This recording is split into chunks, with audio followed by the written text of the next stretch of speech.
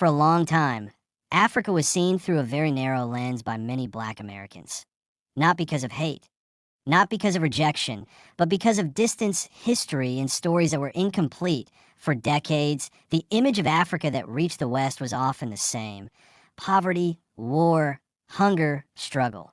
Rarely joy, rarely success, rarely innovation, rarely pride.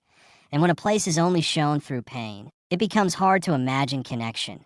But something is changing, slowly, visibly, powerfully.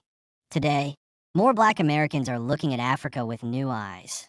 Eyes full of curiosity, eyes full of respect, eyes full of possibility. And one unexpected figure helped accelerate that shift. IShowSpeed. Not a politician, not a historian, not an activist, but a young internet personality, being real, loud, emotional, curious, and unapologetically himself. When IShowSpeed traveled to Africa, especially to countries like Ghana, Nigeria, and others, something different happened. He didn't go there to teach, he didn't go there to judge. He didn't go there pretending to be a savior. He went there as a guest. And that made all the difference. Millions of young Black Americans watched someone who looked like them experience Africa in real time. The people, the energy, the humor, the chaos, the beauty, in heavy filters, in fake documentary voice, in dramatic background music trying to sell sadness. Just raw reality. Laughing with locals, dancing in the streets, being confused, being welcomed, being human. And for many viewers, that was the first time Africa didn't feel distant, that it felt familiar.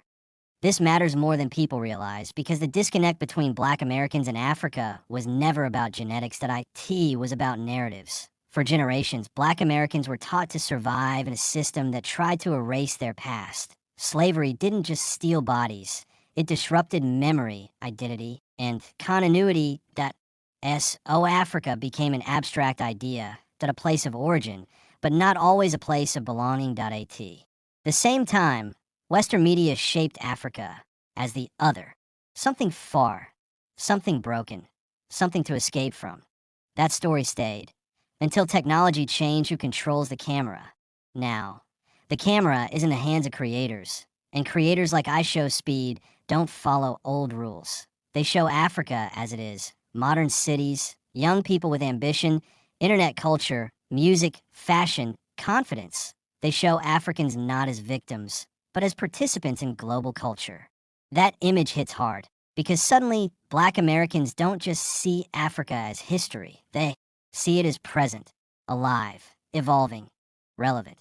But let's be clear that IShowSpeed didn't create this shift alone. He is part of a larger movement, that a movement driven by social media, travel, accessibility, Afrobeats, dominating global charts, African creators telling their own stories, Black Americans searching for deeper identity and roots. What Speed did was amplify it. Fast, that he reached millions who would never watch a traditional documentary. Millions who don't read academic articles. Millions who trust authenticity over polish. And authenticity changes minds faster than lectures ever could. Now we are seeing something new.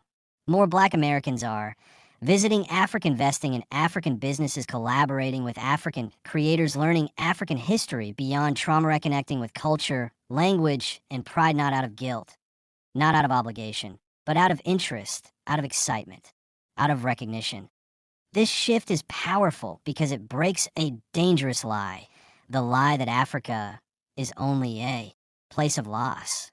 Africa is also a place of innovation, resilience, creativity, more ambition. And when Black Americans see that something changes internally, they stop seeing Africa as where we came from and start seeing it as where we are connected. This is not about romanticizing Africa. Africa has challenges, real ones, just like America, just like Europe, just like everywhere else. But balance matters, dignity matters, and representation matters. When young Black Americans see Africa through real human experiences instead of stereotypes, it expands their sense of self. It reminds them that their story did not start in chains. It started in civilizations. That I in kingdoms. That I in culture. That I in contribution. And maybe that's the most important part of this shift, that it's not just about Africa, that it's about identity healing. When you know your roots are more than pain, You walk differently. You speak differently. You dream differently. So when people ask, why are Black Americans changing how they see Africa? The answer is simple, because they are finally seeing it clearly. Not through fear, not through shame, not through silence, but through connection. And in a world where cameras are everywhere, truth travels fast. Africa is not a memory that IT is not a myth that IT is not a tragedy that IT is a living, breathing reality. And more people are finally ready to see it.